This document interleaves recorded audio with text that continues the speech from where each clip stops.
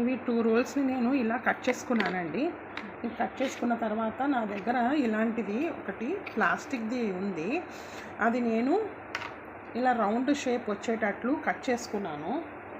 ఎందుకంటే ఇది ఓవెల్ షేప్లో ఉంది, నాకు రౌండ్ కావాలి కాబట్టి నేను దీన్ని కొద్దిగా రౌండ్ వచ్చేటట్లు నేను కట్ చేసుకున్నాను. ఇలా కట్ చేసుకున్నానండి రౌండ్. ఇప్పుడు దీని బార్డర్ ఉంటుంది కదా, ఇది కట్ చేసుకున్నాం కదా, ఈ బార్డర్ని ఇలా అతికిచ్చేయాలి. అతికిచ్చి చూపిస్తానండి. నేను ఈ షేప్లో ఇది తయారు చేసి పెట్టుకున్నానండి. ఇదంతా వైట్ కనపడకుండా గోల్డ్ కలర్ పెయింట్ కొట్టాలి దీన్ని. తర్వాత ఇది ఇలా పెట్టేసిన తర్వాత నా దగ్గర ఒకటి మూత ఉందండి, ఇది ఇలా పెట్టేయాలి. ఇప్పుడు ఇలా కనపడుతుంది. దీనికి నేను గోల్డ్ కలర్ పెయింట్ కొట్టి చూపిస్తానండి. ఇప్పుడు ఇది ఉంది కదండి, ఇక్కడ నేను ఒక పూసలు అతికించినాను కనపడకుండా.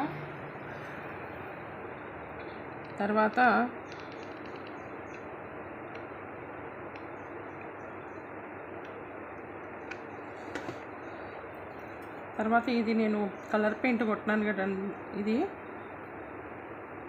పెట్టేయాలి.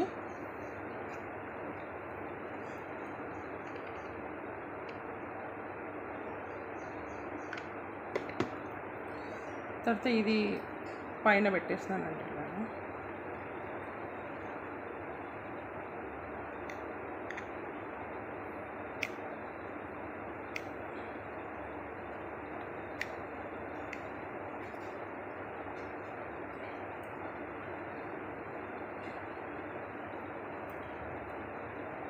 ఇలా క్యాండిల్ హోల్డర్ ఇక్కడ కూడా నేను బీడ్స్ అతికించినానండి. క్యాండిల్ హోల్డర్ రెడీ అయిపోయింది రోల్స్తో.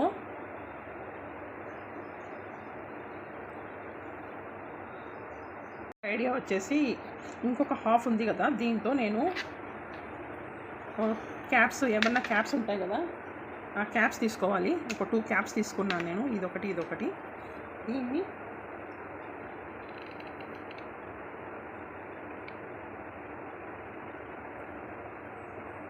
ఇలా జాయిన్ చేసేయాలి.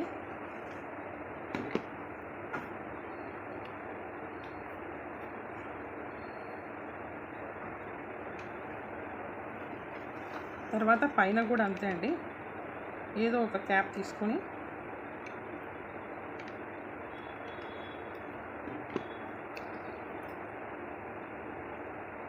ఇది ఇలా పెట్టేసేయాలి. దీన్ని అంతా గోల్డ్ కలర్ పెయింట్ కొట్టాలండి. నేను వేసి చూపిస్తాను మీకు.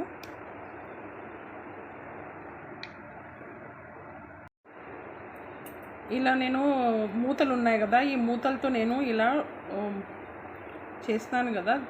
ఇప్పుడు ఇది అమెజాన్లో దొరుకుతుందండి. ఇది నేను ఇక్కడ అతికిచ్చేస్తాను ఇలా.